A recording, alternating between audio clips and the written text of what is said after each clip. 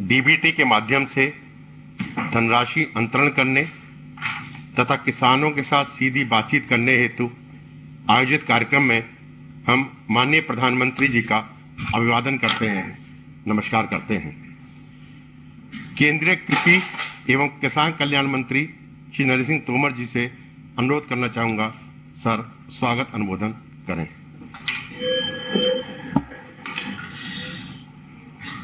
आज के ये शुभ दिन के अवसर पर हम सबके मध्य विराजमान हम सबके प्रिय और यशस्वी प्रधानमंत्री माननीय श्री नरेंद्र मोदी साहब, कृषि मंत्रालय के राज्य मंत्री माननीय श्री पुरुषोत्तम रूपाला जी, माननीय श्री कैलाश चौधरी जी, इस कार्यक्रम में और गरिमा प्रदान करने के लिए कार्यक्रम से जुड़े राज्यों के माननीय मुख्यमंत्रीगण, केंद्र सरकार के माननीय मंत्रीगण, राज्य सरकारों के कृषि मंत्रालय के क्षेत्र में काम करने वाले माननीय मंत्रीगण और सभी सांसदगण, कृषि सचिव और राज्य और केंद्र सरकार के कृषि मंत्रालय के सभी अधिकारीगण और 7 करोड़ से अधिक संख्या में अपने आप को इस कार्यक्रम से जोड़ने के लिए पंजीकरण कराए हमारे किसान भाइयों और बहनों, आज हम सबका सौभाग्य है कि पीएम किसान सम्मान निधि के इस कार्यक्रम में सारे देश भर के किसानों को माननीय प्रधानमंत्री जी का सानिध्य प्राप्त हो पा रहा है और उनके संबोधन से हम सबको मार्गदर्शन भी मिलने वाला है। आज का दिन बहुत ही शुभ दिन है। आज किसानों का अक्षय तृतीया का त्योहार है। आज भगवान परशुराम जी की भी जयंती है। आज ईद का त्योहार भी है। अगर हम देखें तो सभी तरफ से आज का दिन देश के लिए बहुत ही शुभ और पावन दिन है। इस पवित्र दिवस के अवसर पर मैं आप सब करोड़ों करोड़ लोगों की ओर से माननीय प्रधानमंत्री जी का हृदय से बहुत बहुत स्वागत करता हूं, बहुत बहुत अभिनंदन करना चाहता हूं। किसान भाइयों और बहनों, हम सबके लिए बहुत प्रसन्नता की बात है कि माननीय प्रधानमंत्री जी का प्रधानमंत्री रहते हुए गांव गरीब किसान पर जो फोकस है उसकी जितनी प्रशंसा की जाए उतना कम ही है। प्रधानमंत्री जी की लगातार इस बात की कोशिश रही है कि गांव में अधोसंरचना विकसित हो, गांव में सुशासन स्थापित हो, गरीब के जीवन स्तर में बदलाव आए और किसान की आमदनी बढ़े। हम सब जानते हैं पूर्ववर्ती सरकारों में हमारी कृषि क्षेत्र की जो नीतियां थी वह उत्पादन केंद्रित थी। प्रधानमंत्री जी ने कहा कि अब समय आ गया है सरकारों को किसान के बारे में जब विचार करना है तो आय केंद्रित विचार करना चाहिए और इस दृष्टिकोण के आधार पर अनेक केंद्र सरकार की योजनाओं का सृजन किया गया, राज्यों के साथ मिलकर उनका क्रियान्वयन किया जा रहा है। और जब प्रधानमंत्री जी ने सालाना 6,000 रुपया की एक मुश्त सहायता देने का पीएम किसान सम्मान निधि का कार्यक्रम प्रारंभ किया तो निश्चित रूप से ये उनकी आय में बढ़ोतरी का एक बड़ा साधन था। मैं समझता हूं देश भर में बहुत सारी योजनाएं चलती हैं, लेकिन पीएम किसान का जितना दायरा विस्तृत है शायद इसकी तुलना में कोई भी योजना ठहरती नहीं है। अभी तक इस योजना के अंतर्गत 10 करोड़ 11 करोड़ 80 लाख किसानों ने अपने को पंजीकृत कराया है। अभी तक 10 करोड़ 82 लाख किसानों को पैसा मिला है और लगभग ये राशि अगर हम देखें तो 1,16,000 करोड़ से अधिक की है। आज भी जब हम प्रधानमंत्री जी के नेतृत्व में इस कार्यक्रम को संपन्न कर रहे हैं तो आज 9.5 करोड़ किसानों को 20,000 करोड़ से अधिक राशि बटन दबाकर अंतरित की जाने वाली है। और मैं प्रधानमंत्री जी के संज्ञान में लाना चाहता हूं कि पिछले दिनों आपका हमेशा इस बात पर बल रहता था कि देश के सभी किसानों को जोड़ने में देरी क्यों हो रही है, और जो राज्य नहीं जुड़े थे वो राज्य जल्दी जुड़े, उसके लिए प्रयत्न किया जाए, ऐसा हमेशा आपका निर्देश रहा। काफी लंबे समय तक इस दिशा में मंत्रालय प्रयास करता रहा, लेकिन पश्चिम बंगाल राज्य की अनुपस्थिति होने के कारण हम ये कह नहीं पाते थे कि पूरे भारतवर्ष का हर राज्य जुड़ा है। और आज मुझे कहते हुए प्रसन्नता है कि आपके नेतृत्व में पश्चिम बंगाल राज्य के भी 7 लाख से अधिक किसानों को यह लाभ मिल पा रहा है और अब इसकी शुरुआत हो गई है। मैं यह भी जानता हूं कि आप हमेशा से इस बात के हामी रहे कि जो भी योजना हो उसको आखिरी बिंदु तक पहुंचाना चाहिए। अनेक बार आपने यह निर्देश दिया है कि जो किसान पात्र है वो इसके दायरे में अब आ जाना चाहिए, इसमें देरी नहीं लगना चाहिए। मैं आपको विश्वास दिलाना चाहता हूं, विभाग इस दिशा में पूरे मनोयोग के साथ काम कर रहा है। आधार लिंकिंग का भी काम चल रहा है और कुछ ही दिनों में सभी पात्र हितग्राही इसमें जुड़ जाएंगे और 100% सैचुरेशन की जो आपकी कल्पना है उस कल्पना को हम लोग मूर्त रूप देने में सफल होंगे। कृषि क्षेत्र में अनेक योजनाओं का संचालन हो रहा है, उसका परिणाम भी परिलक्षित आज देश के सामने हो रहा है। लेकिन पीएम किसान सम्मान निधि की जो यह योजना है यह किसान के जीवन में निश्चित रूप से मील का पत्थर साबित हो रही है। मैं आज इस अवसर पर सभी किसान भाइयों और बहनों की ओर से माननीय प्रधानमंत्री जी का हृदय से बहुत बहुत स्वागत करता हूं और सभी मुख्यमंत्रीगण मंत्रीगण उनके प्रति भी कृतज्ञता ज्ञापित करता हूं कि उन्होंने सबने इस कार्यक्रम में सम्मिलित होकर इस कार्यक्रम की गरिमा को बढ़ाया। आप सबका पुनः एक बार बहुत बहुत स्वागत, बहुत बहुत अभिनंदन, धन्यवाद। जय भारत। माननीय कृषि एवं किसान कल्याण मंत्री जी का धन्यवाद। अब हम माननीय प्रधानमंत्री जी के समक्ष पीएम किसान योजना पर बनी एक लघु फिल्म का प्रस्तुतिकरण कर रहे हैं।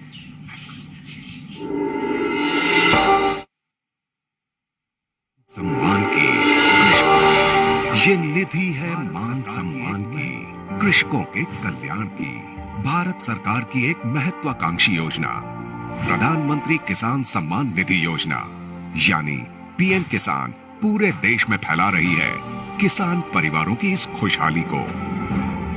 साथियों, हम देश के अन्नदाता को उन्नत करने के लिए हर संभव प्रयास कर रहे हैं। जब आपकी उन्नति होगी तो पूरे राष्ट्र की उन्नति तय है। सिर्फ आत्मनिर्भर किसान ही आत्मनिर्भर भारत की नींव डाल सकता है।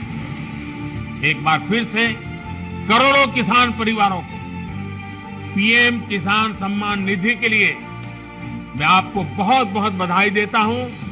पीएम किसान योजना के अंतर्गत प्रत्येक भूजोद्धारी किसान परिवार को हर 4 महीने पर 2,000 रुपए की सम्मान निधि सीधे उसके बैंक में जमा की जाती है। इस योजना का उद्देश्य किसानों की खेती संबंधी जरूरतों को पूरा करना और किसानों की आय में वृद्धि करना है। మేము అన్నిటికీ సంతోషంగా తెచ్చుకుంటున్నాము, మంచిగా వస్తున్నాయి మాకు। पीएम किसान एक फायद्याची योजना है। इस योजना के बाद साहूकार से कोई कर्ज नहीं लेना पड़ रहा। प्रधानमंत्री किसान निधि योजना से जो मेरे को 6,000 रुपये सालाना के मिलते हैं, उससे मैं बहुत खुश हूँ। మాకు ఇప్పుడు కూడా పీఎం కిసాన్ వల్ల మా కష్టాలకు అప్పులు లేవు.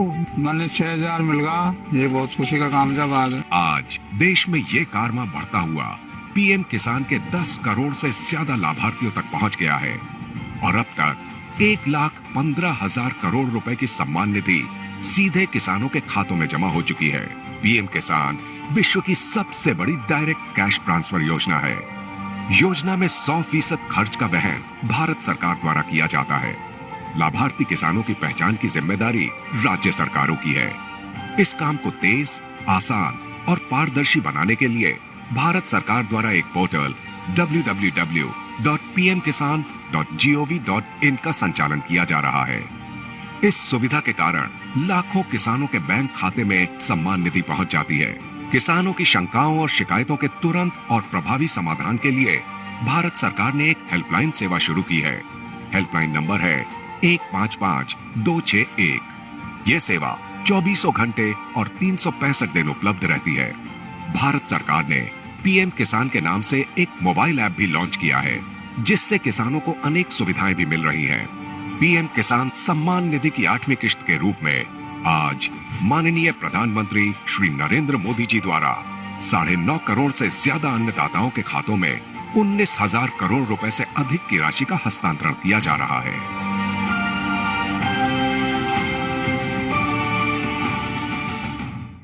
धन्यवाद। भारत के सभी हिस्सों से इस योजना के सकारात्मक अनुभव और प्रतिक्रिया देखकर सुखद अनुभूति हुई। अब हम माननीय प्रधानमंत्री जी से अनुरोध करेंगे कि वे बटन दबाएं और प्रत्यक्ष लाभ अंतरण के माध्यम से 9.5 करोड़ से अधिक किसानों को 20,000 करोड़ रुपए से अधिक की धनराशि का अंतरण करें। यह धनराशि लाभार्थियों के सीधे खाते में तत्काल अंतरित हो जाएगी।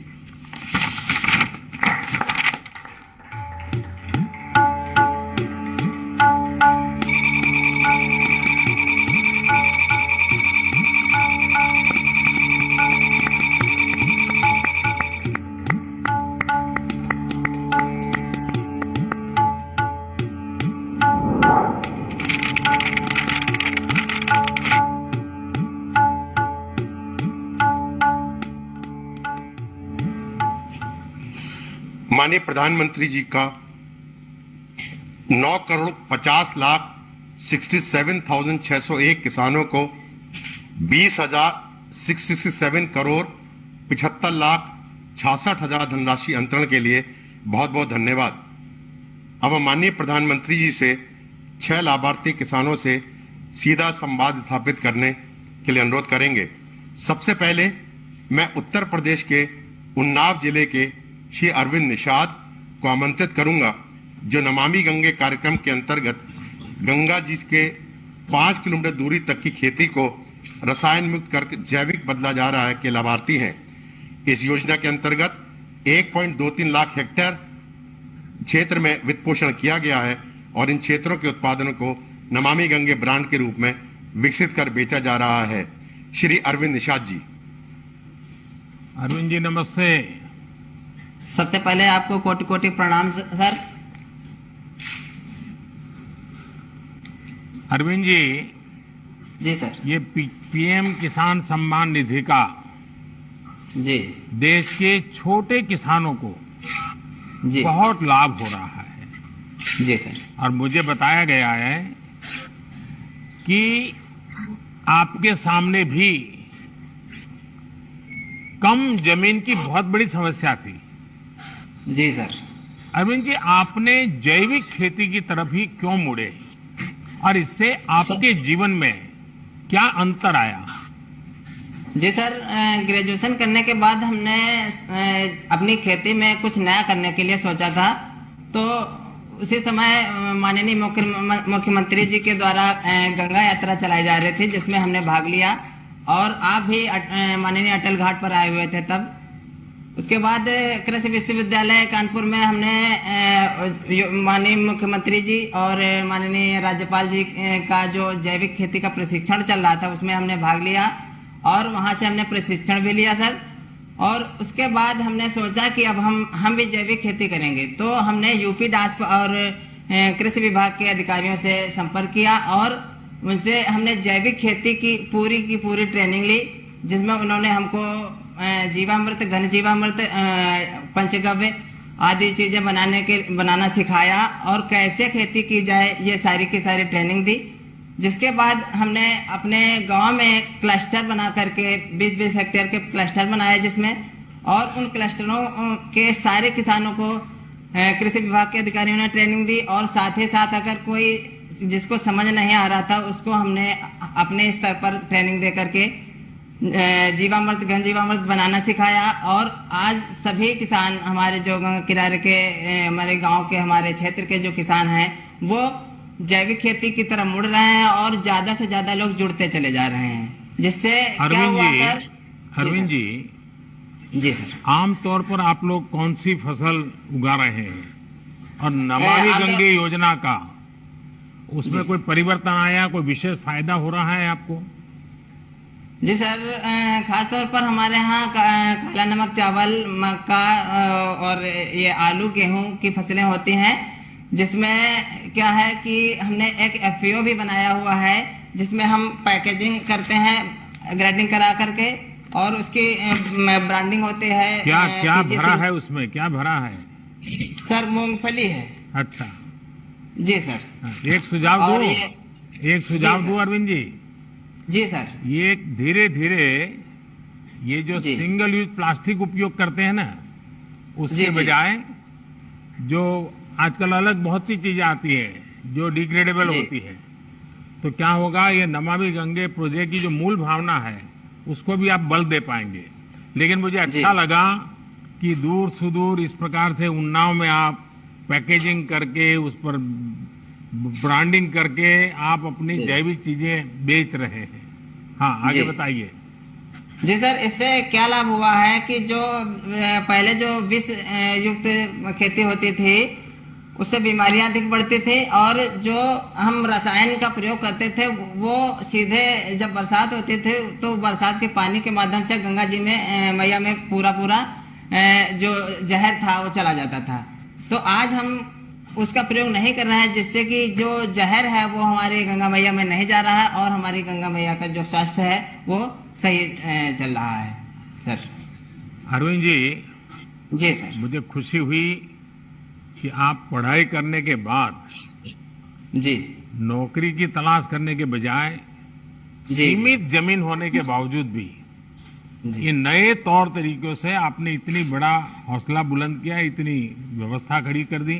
और इतना ही नहीं, सबसे बड़ी बात यह है कि आप अकेले नहीं, आप सबको ये चीज में जोड़ रहे हैं, सबको सिखा रहे हैं। ये मैं सचमुच में आपकी बातें, आपका अनुभव सभी किसानों को प्रेरित करे ऐसी ताकत रखता है। अपनी आजीविका के साथ ही आप माँ गंगा के प्रति भी दायित्व को समझ रहे हैं और कोई भी केमिकल का बहाव गंगा की तरफ न हो जाए, ये भी ये जैविक खेती के कारण संभव हुआ है। तो मैं आपको बहुत साधुवाद देता हूं। और कोरोना का कालखंड है, मैं यही कहूंगा कि कोरोना संक्रमण से बचाव के साथ साथ ये काम जारी रखिए और अपने परिवार का, बाकी गांव वालों को भी ध्यान रखने के लिए जरूर कहिएगा। धन्यवाद अरविंद जी, नमस्कार। नमस्कार। अब मैं आंध्र प्रदेश के अनंतपुरम जिले की श्रीमती M वेणुअप्पा को आमंत्रित करूंगा, जो प्राकृतिक खेती के प्रसार की योजना की लाभार्थी हैं। इस योजना के अंतर्गत 4 लाख हेक्टेयर क्षेत्र प्राकृतिक जैविक रूप में विकसित किया जा चुका है। श्रीमती N वेणुरमा जी। वेणुरमा जी नमस्ते। मुझे बताया गया है कि आपने अपने हौसले और मेहनत से बंजर जमीन को ही और उसमें ही आपने फसल उगा दी। ये आपने कैसे किया? मैं समझता हूं कि देश भर के किसानों को ये आपका अनुभव बहुत काम आएगा और वे भी जरूर आपकी बातें सुनना चाहेंगे। तो बताइए वेणुरमा जी। नमस्ते सर, నా పేరు అన్నారమ్మ. మీతో మాట్లాడేకి నాకు చాలా సంతోషంగా ఉంది సార్. నాకు గవర్నమెంట్ 4 ఎకరాలు ఇచ్చింది సార్. గవర్నమెంట్ అసైన్ ల్యాండ్ భూమి 4 ఎకరాలు ఇచ్చింది. అది 10 ఏళ్ళ నుంచి బంజరు భూమి సార్. ఆ భూమిని ప్రకృతి వ్యవసాయం లాగా మార్చుకున్నారు సార్. नमस्कार सर, मेरा नाम मनोरमा है। मेरे को राष्ट्र सरकार वालों ने एससी असाइन लैंड 4 एकड़ जमीन दी है सर। वो तो पिछले 10 वर्ष से वो बंजर जमीन है, सूखा खेत है सर। దాంట్లో 2 ఎకరాలు ప్రకృతి వ్యవసాయం చేశాను సార్. ప్రకృతి వ్యవసాయం చేసి నేను 1 ఎకరాకి 3 పంటలు పండించాను సార్. నవధాన్యాలు, వేరుశెనగ, కూరగాయలు 3 పంటలకే కలిసి నాకు పెట్టుబడి వచ్చేసి 27,000 అయింది. 1 ఎకరాకి వచ్చి 1,07,000 లాభం వచ్చింది సార్. ఎందుకంటే మాకు ఇది ప్రకృతి వ్యవసాయం ఎందుకు చేసామంటే మాకు వర్షపాతం తక్కువ ఉంది కాబట్టి ప్రకృతి వ్యవసాయంలో మార్చుకుంటూ మేము ఈ భూమి డెవలప్మెంట్ చేసుకున్నాం సార్. सर मेरे को 4 एकड़ जमीन है, सूखा जमीन है सर, पानी बहुत कम गिरता है। उसमें मैं वो बंजर जमीन को मैं ठीक करके पिछले 2-3 वर्ष से मैं 2 एकड़ जमीन में मैं प्राकृतिक व्यवसाय करती हूँ। तो प्राकृतिक व्यवसाय में मैं 3 फसल निकाल लेती हूँ सर। उसी प्रकार से मैं प्रकृति व्यवसाय को मैं आगे बढ़ाती जाती हूँ सर।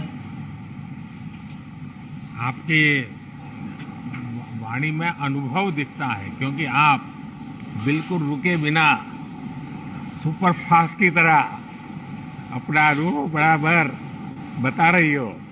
उसका कारण है कि आपका खुद का अनुभव ये बोल रहा है और इसलिए आपको सोचना नहीं पड़ रहा है और बड़े आत्मविश्वास से आप बोल रही है। मुझे लगता है यही आत्मविश्वास के कारण आपने ये बंजर भूमि को उपजाऊ भूमि में बदल दिया है।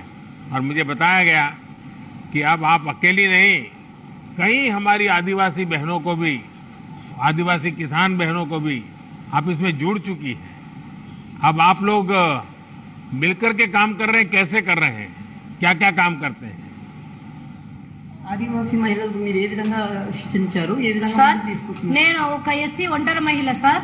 నాకు పక్కన తాండాని ఉంది సార్. ఆ దాంట్లో 170 మంది గిరిజన మహిళలు ఉన్నారు సార్. మా వాళ్ళకి నేను ప్రకృతి వ్యవసాయం నేను ఎట్లా చేశానో వాళ్ళని అట్లే నేర్పించి వాళ్ళని ప్రకృతి వ్యవసాయం నేర్పించే దిశలో తీసుకుపోయినాను సార్. सर मैं तो एक आदिवासी महिला हूँ सर, मैं अकेली महिला हूँ। तो मेरे बगल वाले गांव में 170 लोग आदिवासी महिलाएं हैं। उनको समूह के माध्यम से मैं किस प्रकार से मैं प्रशिक्षण लेके इनको प्राकृतिक व्यवसाय करती हूँ, उसी प्रकार उन सभी लोगों को भी प्रकृति व्यवसाय किस प्रकार से करना है मैं उनको शिक्षा देती हूँ सर।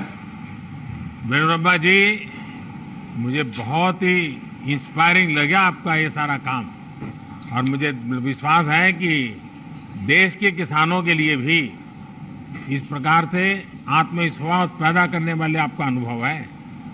जब इंसान ठान लेता है तो वो क्या कर सकता है, इसका आपने जीता जागता उदाहरण पेश किया है।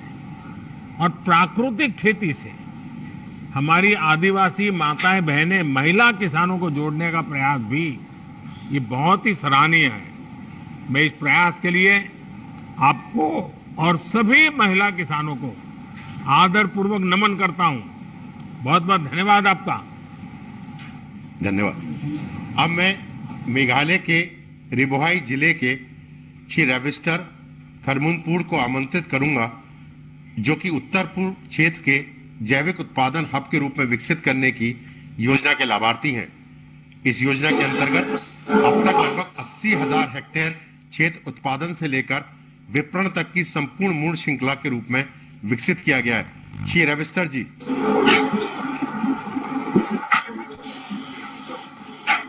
रविस्टर जी नमस्ते। नमस्ते सर। हाँ बताइए। Good morning, Honorable Prime Minister Ji, from the land of Meghalaya. My name is Raviskar Harumnoy. I live in a village Kumtung in Ribohai district of Meghalaya. I'm 36 years old. I have 7 members in my family. I'm the CEO of Eastern Ribohai Organic Farmer Producer Company. Our company is formed in 2017 and the Mission Organic Value Chain Development for Northeastern region. We have 500 farmers and we grow our ginger and turmeric organically, and all our produce are organically certified. Ravishankar जी, मुझे बताया गया कि आप organic खेती के साथ साथ ही अपने उत्पाद को प्रोसेस भी करते हैं, वैल्यू एडिशन भी करते हैं और मार्केटिंग भी करते हैं।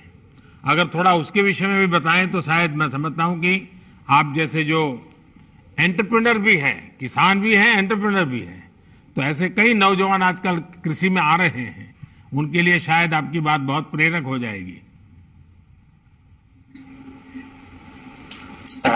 Sir, we have done processing. We collect all the produce from the farmers. We take it to the FPC, where we have a processing unit. We process it, we pack it, and we label it like this.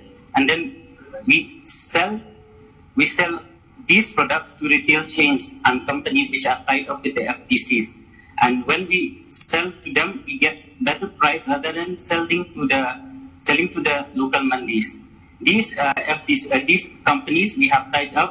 Some of the companies that we have sold before is to Big Basket, Vivanta Foods in Delhi, EcoCrop, Crop Connect, and other companies we are tied up to the south of India too. So we are eager to do export also from our company. So since there is a huge demand of organic products from Meghalaya in the export market. जरा आपका product दिखाइए, आप थोड़ा दिखा रहे थे, क्या क्या है बैग आपका? We have ginger powder, sliced dried, and Lakadong turmeric, one of the famous turmeric in the world with highest curcumin. So we have bay leaf and all the cinnamon, all the spices that are grown in Meghalaya. Ravishankar जी, आपकी FPO किसानों के लिए आदर्श और प्रेरणा है। आपने साबित कर दिया है कि किसान जब व्यापार से सीधे जुड़ता है तो उसको कितना लाभ होता है। आपको सरकार की तरफ से इस क्षेत्र में कैसे मदद मिली, इसमें कैसे प्रगति हुई आपको, और कोई सहायता मिल रही है क्या?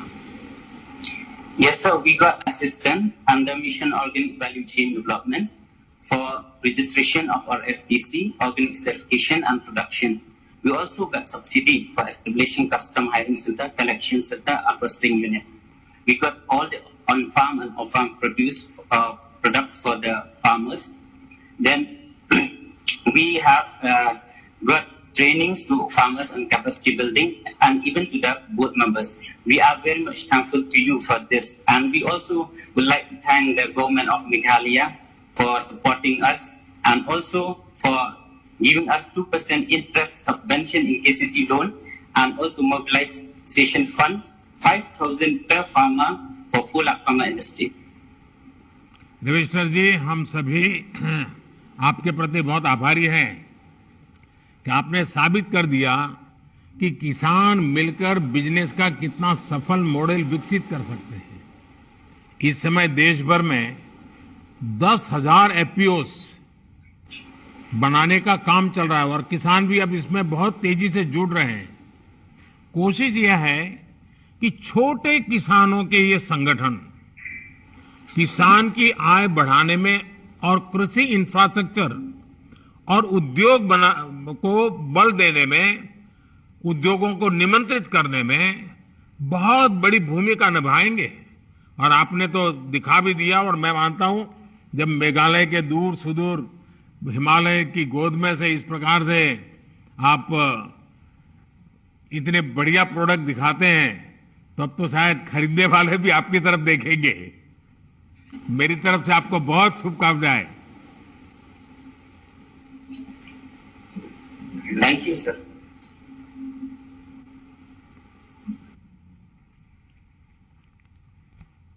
श्री पैट्रिक को आमंत्रित करूंगा। कार निकोबार और उस द्वीप समूह के ऐसा पहला देश का क्षेत्र है जब 14,500 हेक्टेयर को लार्ज एरिया सर्टिफिकेशन के अंतर्गत प्रमाणित किया गया है, जिससे यहाँ के किसान अपना उत्पाद जैविक रूप में बेच सकें। श्री पैट्रिक जी। नमस्कार प्रधानमंत्री, नमस्ते। दूर दूर एकदम समुद्र के बीच में आपसे आज संवाद करने का मौका मिला है। कार निकोबार से आप बोल रहे हैं।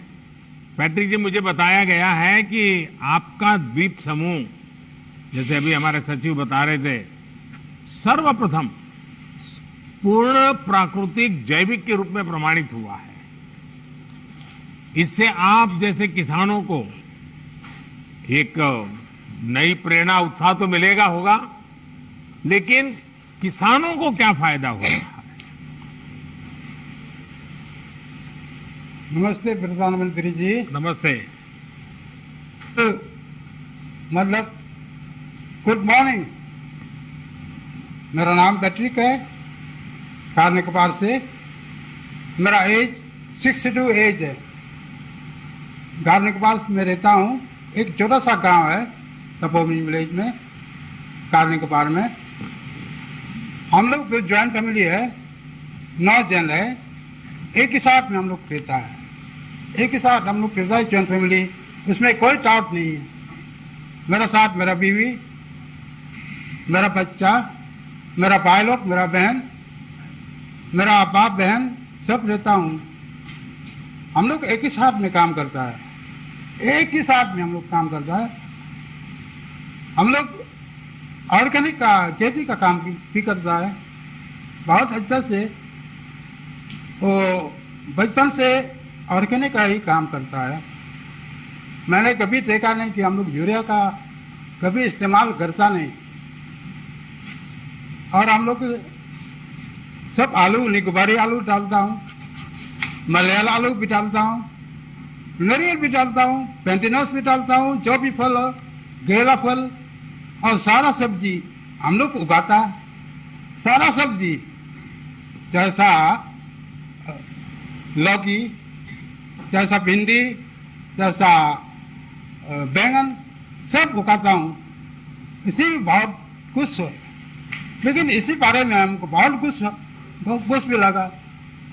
क्यों? निकोबार के अंदर में, निकोबार और ननकौरी साइड में हम लोग 3 साल के बजाय 2 महीना में हम लोग का सर्टिफिकेशन का डिक्लेयर हुआ। इसी में आपको बहुत धन्यवाद, बहुत शुक्रिया। इसी में हम लोग को बहुत फायदा होगा। हम लोग भी ब्रांड ब्रांडिंग कर सकता है, लेबल भी कर सकता है और दिल्ली तक भी बेच सकता है। जो भी नारियल तेल ये सब चीज डाल सकता है, तो इसमें हम लोग का आमदनी बढ़ेगा और वासी भी बढ़ेगा निकोबारी लोग का। इसी में बहुत अच्छा लगा इसी में बहुत अच्छा लगा। हम लोग भी इसी में आपको भी बहुत मदद मिला कि आपको 2004 महीना में हमको मिलता है। अभी 6 महीना में मिलता है, 6 बार हम मिला है। जो 2000 आप बेचता है, इसी में बहुत मदद मिलता है, काम आ जाता है। इसमें हम सीट भी खरीदता है, क्योंकि निकोबार में कभी कभी सीट नहीं मिलता, तो मिलने में सीट मंगा के इधर हम लोग मंगाता है। और ऑर्गेनिक का कार्ड भी का काम आता है, उसमें काम निकल जाता है। और दवाई भी बनाता है, ऑर्गेनिक दवाई भी बनाता है, सब ऑर्गेनिक है। क्योंकि ऑर्गेनिक तो अच्छा है। ऑर्गेनिक तो पैट्रिक जी ओरिजिनल है एकदम। वो खाने के बहुत दिक्कत मिलता है। पैट्रिक जी, मैं आपके चेहरे की खुशी बराबर अनुभव कर रहा हूँ। और जी, बहुत खुश है। किसानी के सिवाय भी 2 चीजें मेरे बहुत ज्यादा अपील कर गई। आज जब आधुनिक पीढ़ी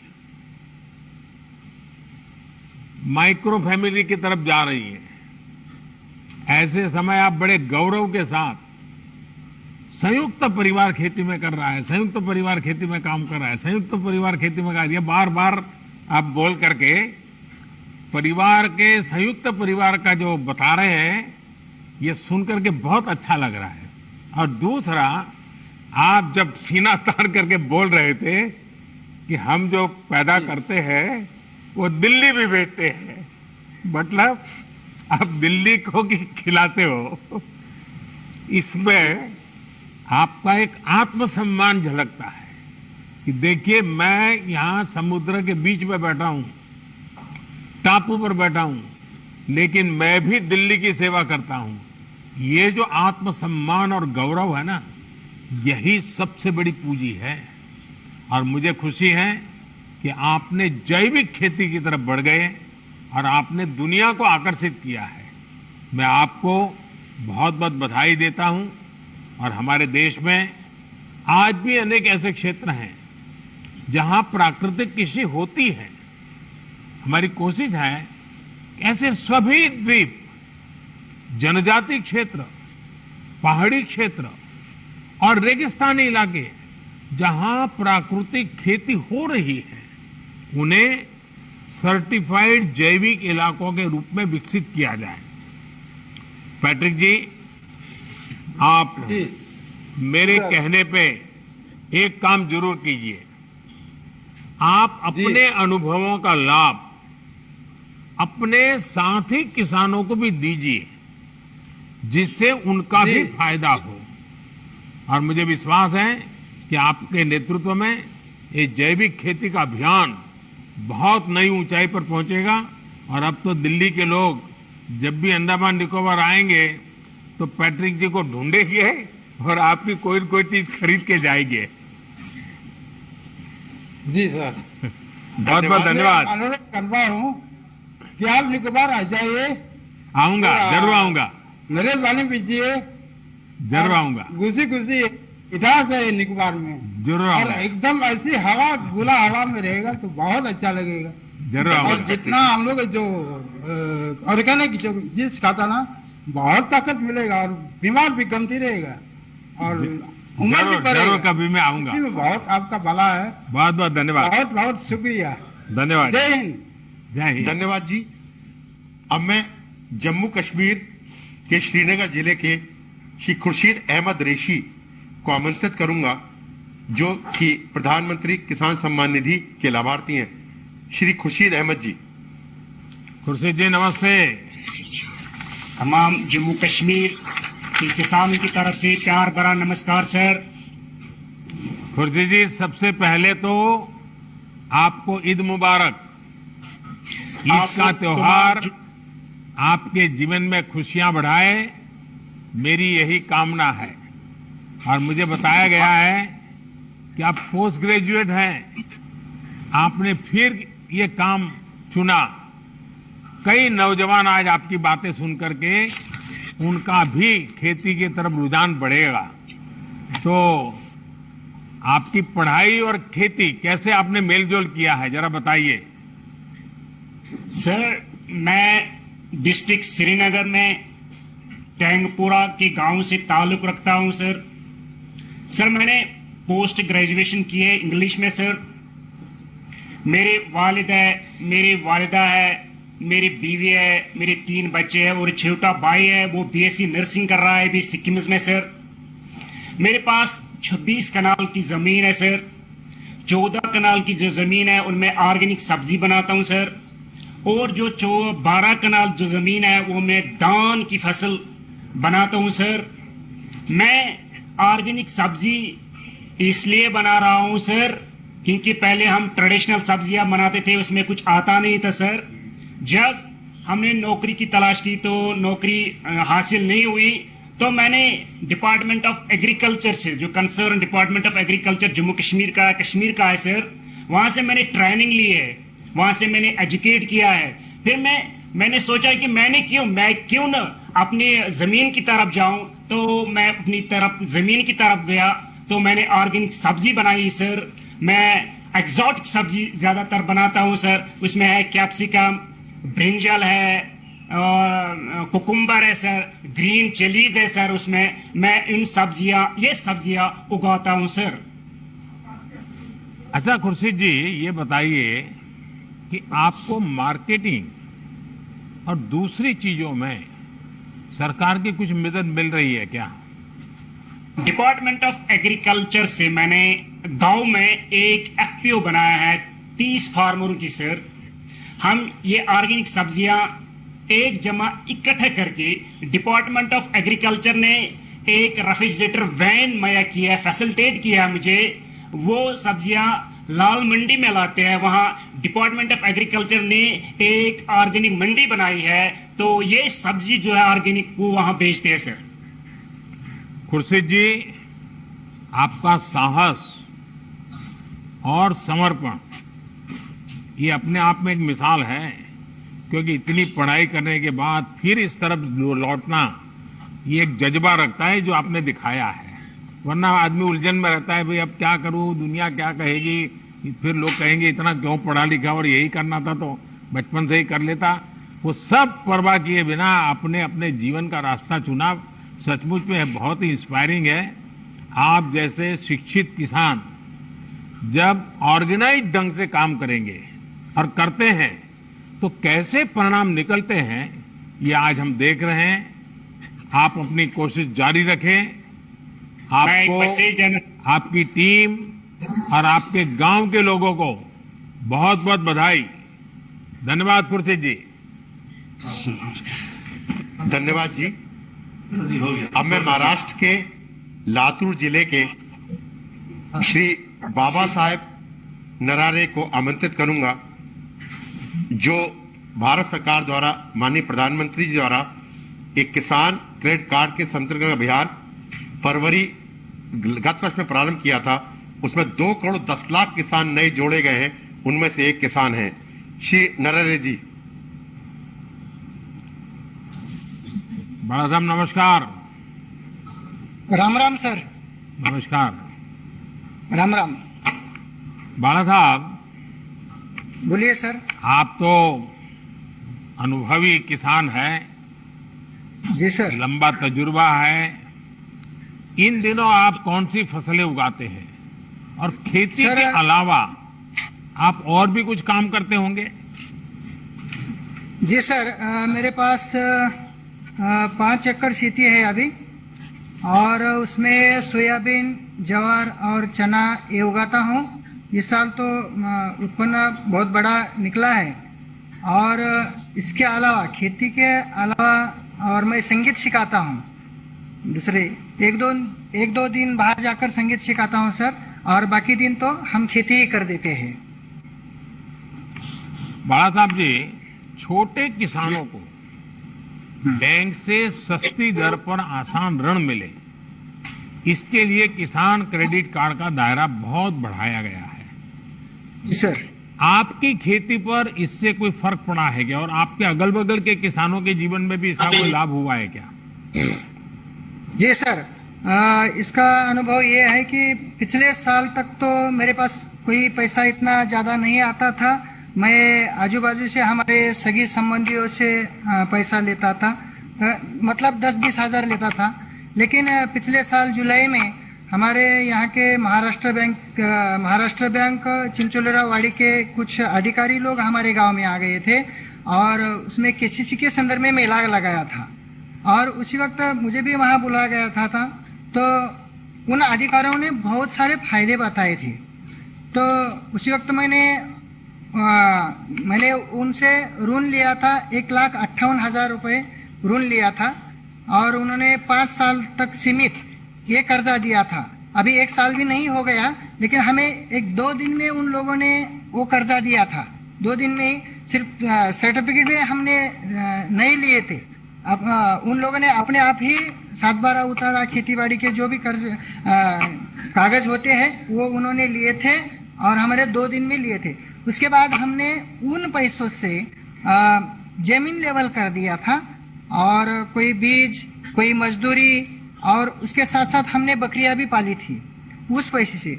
इस साल फायदा ऐसा हो गया, पहले जैसे कभी नहीं हुआ था। जमीन लेवल से, और गोबर खत भी लिया था हमने उनसे। तो पिछले साल 20 कट्टा सोयाबीन हो गया था, इस साल 40 कट्टा सोयाबीन हो गया सर। इसलिए बहुत बड़ा फायदा हो गया है। और उसके साथ साथ हम वहाँ प्याज भी लगाते हैं, थोड़ा मिर्ची भी लगाते हैं। ये सब कुछ तो केसीसी की वजह से हो गया है सर। बड़ा साहब जी, आप बढ़िया हिंदी बोल लेते हैं। Thank you sir. Thank you sir. काळजी करा।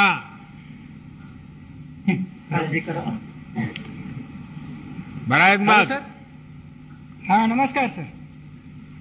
Thank you sir. बहुत बहुत धन्यवाद आपका भी, और सभी गांव के धन्यवाद। किसानों को भी हमारा प्रणाम कह दीजिएगा। Thank you sir. Yes sir, yes yes. माननीय प्रधानमंत्री जी का बहुत बहुत धन्यवाद। अब हम माननीय प्रधानमंत्री जी से देश को संबोधित करने का अनुरोध करेंगे। माननीय प्रधानमंत्री जी।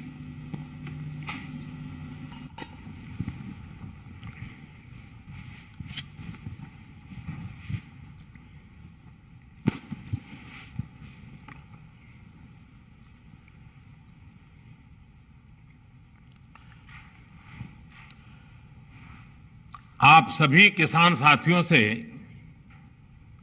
ये चर्चा अपने आप में एक नई उम्मीद जगाती है, नया विश्वास पैदा करती है। आज जैसा अभी हमारे मंत्री श्रीमान नरेंद्र सिंह जी तोमर बता रहे थे, आज भगवान बसवेश्वर जयंती है, परशुराम जयंती भी है, आज अक्षय तृतीया का भी पावन पर्व है, और मेरी तरफ से देशवासियों को ईद की भी मुबारक। कोरोना के इस समय में समस्त देशवासियों का हौसला बढ़े, इस महामारी को परास्त करने का संकल्प और दृढ़ हो, इस कामना के साथ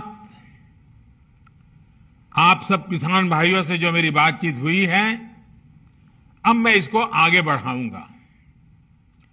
इस कार्यक्रम में उपस्थित कृषि और किसान कल्याण मंत्री श्रीमान नरेंद्र सिंह तोमर जी, केंद्रीय मंत्रिमंडल के मेरे अन्य सहयोगीगण, सभी मुख्यमंत्री, राज्य सरकारों के आदरणीय मंत्रीगण, सांसदगण, विधायकगण और देश भर के मेरे किसान भाई और बहनों, आज बहुत ही चुनौतीपूर्ण समय में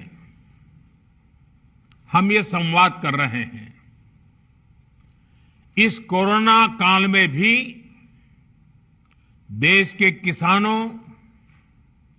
हमारे कृषि क्षेत्र में अपने दायित्व को निभाते हुए अन्न की रिकॉर्ड पैदावार की है। आप कृषि में नए नए तरीके आजमा रहे हैं। आपके प्रयासों को पीएम किसान सम्मान निधि की एक और किस्त और मदद करने वाली है। आज अक्षय तृतीया का पावन पर्व है। कृषि के नए चक्र की शुरुआत का समय है, और आज ही करीब 19,000 करोड़ रुपए किसानों के बैंक खातों में सीधे ट्रांसफर किए गए हैं। इसका लाभ करीब करीब 10 करोड़ किसानों को होगा। बंगाल के किसानों को पहली बार इस सुविधा का लाभ मिलना शुरू हुआ है। आज बंगाल के लाखों किसानों को पहली किस्त पहुंची है। जैसे जैसे राज्य से किसानों के नाम केंद्र सरकार को मिलेंगे, वैसे वैसे लाभार्थी किसानों की संख्या और बढ़ती जाएगी। साथियों, पीएम किसान सम्मान निधि से विशेष रूप से छोटे और मझोले किसानों को अधिक लाभ हो रहा है। आज के कठिन समय में ये राशि इन किसान परिवारों के बहुत काम आ रही है। अभी तक इस योजना के तहत देश के लगभग 11 करोड़ किसानों के पास लगभग 1,35,000 करोड़ रुपए पहुंच चुके हैं। मतलब कि 1,25,00,000 करोड़ से भी ज्यादा सीधे किसानों के खाते में, कोई बिचौलिया नहीं। इनमें से सिर्फ कोरोना काल में ही 60,000 करोड़ रुपए से ज्यादा पहुंचे हैं। जरूरत के समय देशवासियों तक सीधी मदद पहुंचे, तेजी से पहुंचे, जिसको जरूरत है उस तक पूरी पारदर्शिता के साथ पहुंचे, यही सरकार का निरंतर प्रयास है। भाई और बहनों, तेजी से सीधे किसानों तक लाभ पहुंचाने का यह काम उपज की सरकारी खरीद में भी बहुत व्यापक स्केल पर किया जा रहा है। कोरोना की मुश्किल चुनौतियों के बीच जहां किसानों ने कृषि और बागवानी में रिकॉर्ड उत्पादन किया है, वहीं सरकार भी हर साल एमएसपी पर खरीद के नए नए रिकॉर्ड बना रही है। पहले धान की और अब गेहूं की भी रिकॉर्ड खरीदी हो रही है। इस वर्ष अभी तक बीते वर्ष की तुलना में लगभग 10% अधिक गेहूं एमएसपी पर खरीदा जा चुका है। अभी तक गेहूं की खरीद का लगभग 58,000 करोड़ रुपए 58,000 करोड़ रुपए सीधे किसानों के खाते में पहुंच चुका है। सबसे बड़ी बात ये कि अब किसान जो उपज मंडी में बेच रहा है, उसको अब अपने पैसे के लिए लंबा इंतजार नहीं करना पड़ता, परेशान नहीं होना पड़ता। किसान के हक का पैसा सीधा उसके बैंक खाते में जमा हो रहा है। मुझे संतोष है कि पंजाब और हरियाणा के लाखों किसान पहली बार डायरेक्ट ट्रांसफर की इस सुविधा से जुड़े हैं। अभी तक पंजाब के किसानों के बैंक खाते में करीब 18,000 करोड़ रुपए और हरियाणा के किसानों के बैंक खाते में 9,000 करोड़ रुपए सीधे उनके बैंक अकाउंट में जमा हो चुके हैं। अपना पूरा पैसा अपने बैंक खाते में पाने का संतोष क्या होता है, ये पंजाब और हरियाणा के किसान भी अनुभव भी कर रहे हैं और मुखर होकर बोल भी रहे हैं। मैं सोशल मीडिया में इतने वीडियो देखे हैं किसानों के, खास करके पंजाब के किसानों के, कि इस प्रकार से उनको पैसा पहुंच जाना और वो भी पूरा पूरा पैसा पहुंच जाना, उसका संतोष इतने उमंग के साथ वो बता रहे हैं। साथियों, खेती में नए समाधान, नए विकल्प देने के लिए सरकार निरंतर प्रयास कर रही है। जैविक खेती को बढ़ावा देना ऐसा ही प्रयास है। इस प्रकार की फसलों में लागत भी कम है, ये मिट्टी और इंसान के स्वास्थ्य के लिए लाभदायक है और इनकी कीमत भी ज्यादा मिलती है।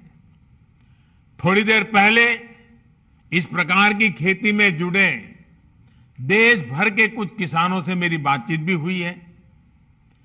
उनके हौसले, उनके अनुभवों को जानकर मैं बहुत उत्साहित हूं। आज गंगा जी के दोनों ओर करीब 5 किलोमीटर के दायरे में जैविक खेती को व्यापक स्तर पर प्रोत्साहित किया जा रहा है। ताकि वो जो खेत में उपयोग किया गया केमिकल है, बारिश के समय जो पानी बह करके गंगा जी में न चला जाए और गंगा जी प्रदूषित न हो, इसलिए गंगा जी के दोनों तट के 5-5 किलोमीटर करीब करीब ये जैविक उत्पादक को विशेष बल दिया जा रहा है। ये जैविक उत्पाद नमामि गंगे के ब्रांड के साथ बाजार में उपलब्ध किए जा रहे हैं। इसी तरह भारतीय प्राकृतिक कृषि पद्धति को उसको भी व्यापक स्तर पर प्रोत्साहित किया जा रहा है। इसके साथ साथ सरकार की ये निरंतर कोशिश है कि छोटे और सीमांत किसानों को बैंकों से सस्ता और आसान ऋण मिले। इसके लिए बीते 1.5 साल से किसान क्रेडिट कार्ड उपलब्ध कराने का एक विशेष अभियान चलाया जा रहा है। इस दौरान 2 करोड़ से ज्यादा किसान क्रेडिट कार्ड जारी किए गए हैं। इन कार्ड्स पर किसानों ने 2 लाख करोड़ रुपए से ज्यादा का ऋण बैंकों से लिया है। 2 लाख करोड़ रुपए। इसका बहुत बड़ा लाभ पशुपालन, डेयरी और मछली पालन से जुड़े किसानों को भी मिलना शुरू हुआ है। अभी हाल ही में सरकार ने एक और अहम फैसला लिया है और मैं चाहूंगा कि मेरे किसान भाई बहनों को ये सरकार के निर्णय से खुशी होगी, उनको लिए ये बहुत लाभकर्ता होगा। सरकार ने निर्णय किया है कि कोरोना काल को देखते हुए केसीसी ऋण के भुगतान या फिर नवीनीकरण की समय सीमा को बढ़ा दिया गया है। ऐसे सभी किसान जिनका ऋण बकाया है वो अब 30 जून तक ऋण का नवीनीकरण कर सकते हैं। इस बढ़ी हुई अवधि में भी किसानों को 4% ब्याज पर जो ऋण मिलता है, जो लाभ मिलता है, वो लाभ भी चालू रहेगा, मिलता रहेगा। साथियों, गांव का किसान का कोरोना के विरुद्ध भारत की लड़ाई में बहुत बड़ा योगदान रहा है। ये आपके ही श्रम का परिणाम है कि आज इस कोरोना काल में भारत दुनिया की सबसे बड़ी मुफ्त राशन की योजना चला रहा है। प्रधानमंत्री गरीब कल्याण योजना के माध्यम से पिछले वर्ष 8 महीने तक गरीबों को मुफ्त राशन दिया गया था। इस बार मई और जून महीने में देश के 80 करोड़ से ज्यादा साथियों को राशन मिले, इसका प्रबंध भी किया गया है। इस पर भी केंद्र सरकार 26,000 करोड़ रुपए हमारे गरीब के घर में चूल्हा जले इसलिए खर्च कर रही है। मैं राज्य सरकारों से आग्रह करूंगा कि गरीबों को इस राशन के वितरण में कोई परेशानी ना आए, ये सुनिश्चित करें। साथियों, 100 साल बाद आई इतनी भीषण महामारी कदम कदम पर दुनिया की परीक्षा ले रही है। हमारे सामने एक अदृश्य दुश्मन है और ये दुश्मन बहुरूपिया भी है।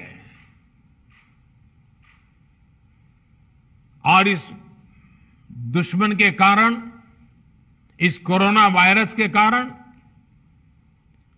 हम अपने बहुत से करीबियों को खो चुके हैं। बीते कुछ समय से जो कष्ट देशवासियों ने सहा है, अनेकों लोग जिस दर्द से गुजरे हैं, तकलीफ से गुजरे हैं, वो मैं भी उतना ही महसूस कर रहा हूं। देश का प्रधान सेवक होने के नाते आपकी हर भावना का मैं सहभागी हूं। कोरोना की सेकंड वेव से मुकाबले में संसाधनों से जुड़े जो भी गतिरोध थे, वो तेजी से दूर किए जा रहे हैं। युद्ध स्तर पर काम करने का प्रयास हो रहा है। आपने देखा होगा, सरकार के सभी विभाग, सारे संसाधन, हमारे देश के सुरक्षा बल, हमारे साइंटिस्ट, हर कोई दिन रात कोविड की चुनौती का मुकाबला करने में एकजुट है। देश के अलग अलग हिस्सों में तेजी के साथ कोविड अस्पताल बन रहे हैं। नई टेक्नोलॉजी से ऑक्सीजन प्लांट लगाए जा रहे हैं। हमारी तीनों सेनाएं, वायुसेना, नेवी, आर्मी, सभी पूरी शक्ति से एक काम में जुटे हैं। ऑक्सीजन रेल इसने कोरोना के खिलाफ इस लड़ाई को बहुत बड़ी ताकत दी है। देश के दूर सुदूर हिस्सों में ये स्पेशल ट्रेन्स, ये ऑक्सीजन रेल ऑक्सीजन पहुंचाने में जुटी है। ऑक्सीजन टैंकर्स ले जाने वाले ट्रक ड्राइवर्स बिना रुके काम कर रहे हैं। देश के डॉक्टर्स हो, नर्सिंग स्टाफ हो, सफाई कर्मचारी हो, एम्बुलेंस के ड्राइवर्स हो, लैब में काम करने वाले सज्जन हो, सैंपल कलेक्ट करने वाले लोग हो, एक एक जीवन को बचाने के लिए 24 घंटे जुटे हुए हैं। आज देश में जरूरी दवाइयों की आपूर्ति बढ़ाने पर युद्ध स्तर पर काम किया जा रहा है। सरकार और देश के फार्मा सेक्टर ने पिछले कुछ दिनों में जरूरी दवाइयों का उत्पादन कई गुना बढ़ाया है। बाहर से भी दवाइयां मंगवाई जा रही हैं। इस संकट के समय में दवाइयां और जरूरी वस्तुओं की जमाखोरी और कालाबाजारी में भी कुछ लोग अपने निहित स्वार्थ के कारण लगे हुए हैं। मैं राज्य सरकारों से आग्रह करूंगा कि ऐसे लोगों पर कठोर से कठोर कार्रवाई की जाए। ये मानवता के खिलाफ का कृत्य है। भारत हिम्मत हारने वाला देश नहीं है। न भारत हिम्मत हारेगा और न कोई भारतवासी हिम्मत हारेंगे। हम लड़ेंगे और जीतेंगे। साथियों, आज के इस कार्यक्रम में मैं देश के सभी किसानों को, गांव में रहने वाली सभी भाई बहनों को कोरोना से फिर सतर्क करना चाहता हूं। ये संक्रमण अभी गांव में भी तेजी से पहुंच रहा है। देश की हर सरकार इससे निपटने के लिए हर संभव प्रयास कर रही है। इसमें गांव के लोगों की जागरूकता, हमारी पंचायती राज से जुड़े जो भी व्यवस्थाएं हैं, उनका सहयोग, उनकी भागीदारी उतनी ही आवश्यक है। आपने देश को कभी निराश नहीं किया है। इस बार भी आपसे यही उम्मीद है। कोरोना से बचाव के लिए आपको खुद पर, अपने परिवार पर, सामाजिक स्तर पर जो भी जरूरी कदम है, आवश्यकताएं हैं, उसे हमें उठाने ही है। मास्क लगातार पहनना बहुत जरूरी है। वो भी ऐसा पहनना है कि नाक और मुंह पर पूरी तरह से ढका रहे। दूसरी बात, आपको किसी भी प्रकार के खांसी, सर्दी, जुकाम, बुखार, उल्टी, दस्त जैसे लक्षणों को सामान्य मानकर नहीं चलना है। पहले तो खुद को यथासंभव दूसरों से अलग करना है, फिर जल्द से जल्द कोरोना टेस्ट करना है, और जब तक रिपोर्ट ना आए तब तक डॉक्टरों से जो दवाई बताई है वो जरूर लेते रहना है।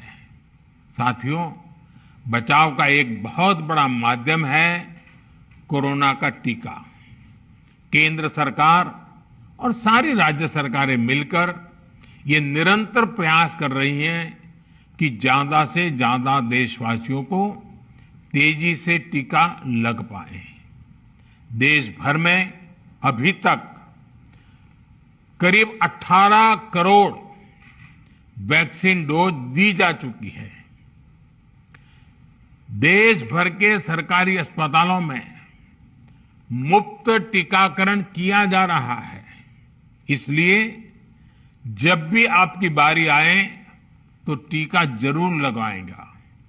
ये टीका हमें कोरोना के विरुद्ध सुरक्षा कवच देगा, गंभीर बीमारी की आशंका को कम करेगा।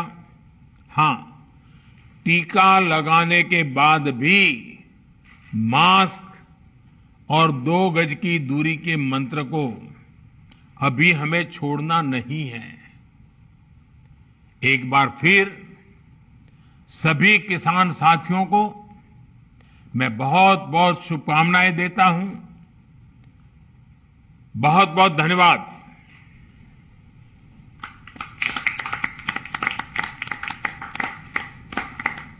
माननीय प्रधानमंत्री जी का बहुत बहुत धन्यवाद। कार्यक्रम के अंत में हम माननीय प्रधानमंत्री जी, केंद्रीय किसान एवं कल्याण मंत्री जी, सभी केंद्रीय माननीय मंत्रीगण, माननीय मुख्यमंत्रीगण, माननीय सांसदगण, माननीय राज्य के कृषि मंत्रीगणों को अपना आभार व्यक्त करते हैं जिन्होंने इस कार्यक्रम की शोभा बढ़ाई। इस कार्यक्रम में उपस्थित सभी गणमान्य व्यक्तियों का भी आभार प्रकट करता हूं। जय हिंद, नमस्कार।